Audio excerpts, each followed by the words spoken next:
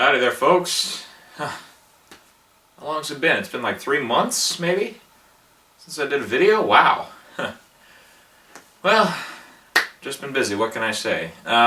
So what better way to bring in a new era, a new rush of videos now, than The Amazing Spider-Man 2, which is going to kick off this summer season at the movies. So let's get to it. Let's start with a little backdrop, actually. The first Amazing Spider-Man movie I saw,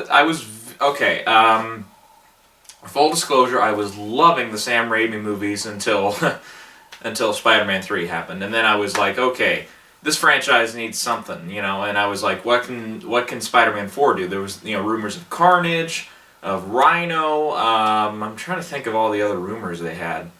Mysterio, they had all these different rumors going around, and nothing seemed to work. And there was talks of a Venom spinoff and stuff like that Spider-Man was going to be like the supporting character of, and this was going all through until like about 2010, 2011 in there somewhere. And then they announced that they're going to reboot it. And I'm like, seriously? It's only going to be 5 years and you're doing Spider-Man again? So yeah, during the first Spider-Man, The Amazing Spider-Man, I should say, I just had flashback after flashback to my first experience watching the first Spider-Man movie in the theater. I was a tiny little kid, and I just loved the movie. And still to this day, I think it is in the top 2 Spider-Man movies that we've ever gotten. It's kind of, and then, to follow up to that, though, was really tough. Mark Webb did a respectable job. The cast did a very respectable job, and I was enjoying myself in the first Amazing Spider-Man movie, despite the fact that almost every other scene was a replication of a scene that was in the first Sam Raimi Spider-Man, and all that stuff. The Lizard was a very forgettable villain. Not to say he wasn't well played by any means, but he was just so forgettable. I mean, he did nothing too special.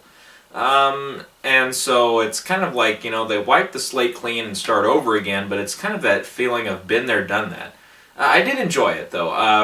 When I walked out, I said, well, that's like an 8 out of 10. And since then, I have had diminishing returns, and I'm kind of like downgrading it now to like a 7 out of 10. And now we get to The Amazing Spider-Man 2, and it's not much better. In fact, I would say it's even worse. It's still a good movie. I wouldn't call it great. It's right along the lines there of like Thor: The Dark World for me. It's a movie that I appreciated and that I liked in several scenes, but it never really got anywhere. It felt up until probably the last third or probably closer to the last half of the movie very inconsequential. It was more consequential in the end than Thor: The Dark World for sure, but I just kept feeling like this movie is just kind of not going anywhere. There's no engine pulling the train, from the start to the finish, and it kind of has to, it has to balance a lot. It has to juggle about 4 or 5 different storylines and plot points and plot thread points and stuff like that, just to go around from here to there to there, and it kind of has to, and it has to do it in 2 hours and 20 minutes. And I hate to say it, but the story they chose to tell, they could not do that in 2 hours and 20 minutes. And I'm sorry, but I think when we get a Spider-Man movie that's 2 hours and 10 minutes, that's long enough.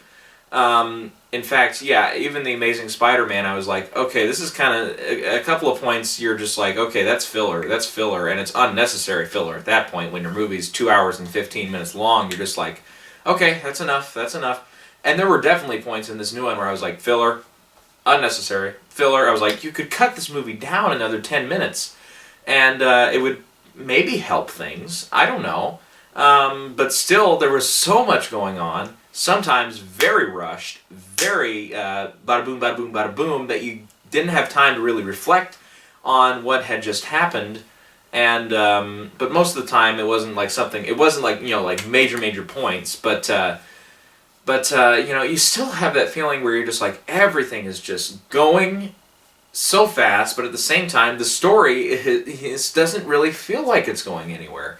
It's an awkward movie to sit through, I think. I mean, not like it's like it's a bad movie and you just want to get out of there, and not like it's right in that middle range where I'm just like, I don't know where to go with this. So the plot basically revolves around Peter Parker, who is Spider-Man, of course, and he's basically he's gained popularity as Spider-Man. The police, fire departments, the crane people, they don't make a return from the first Amazing Spider-Man. But turning the cranes, in that scene, I was just in the theater. I was just like, oh come on, oh come on. And there's a couple of scenes in this movie I was just like, oh come on. And some of those scenes they've actually like released photos. Sony Pictures has, and they're just like, I was just like going into it. I was like, okay, maybe that was just an off the set thing. It was like a joke or something. Oh crap, that's in the movie. And there's a couple of moments like that. I was just like, why?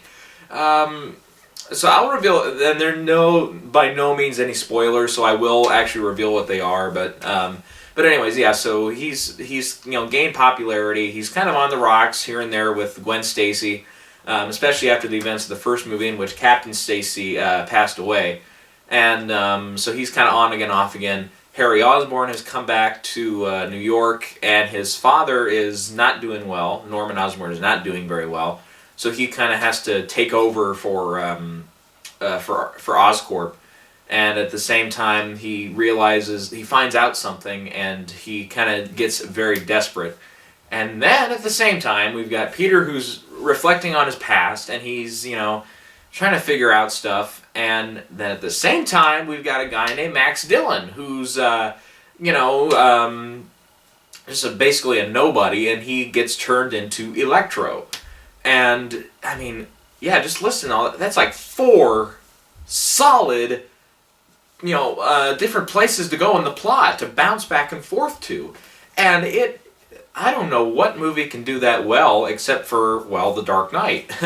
There you had Batman, Bruce Wayne, and his, trying to figure out his love status, and then you had the Harvey Dent, Commissioner Gordon thing. You had the Joker thing going on.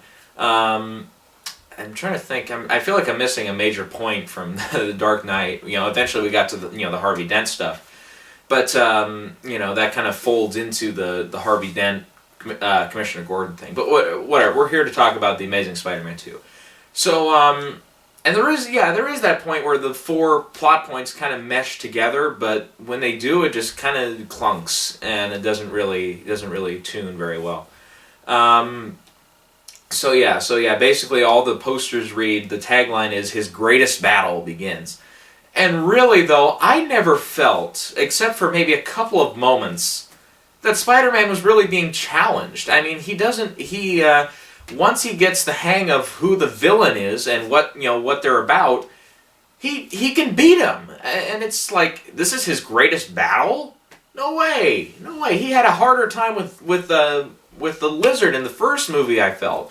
Then again, I have not rewatched Amazing Spider-Man in a while, so I might go back and I might change that. I can't remember that one particularly well.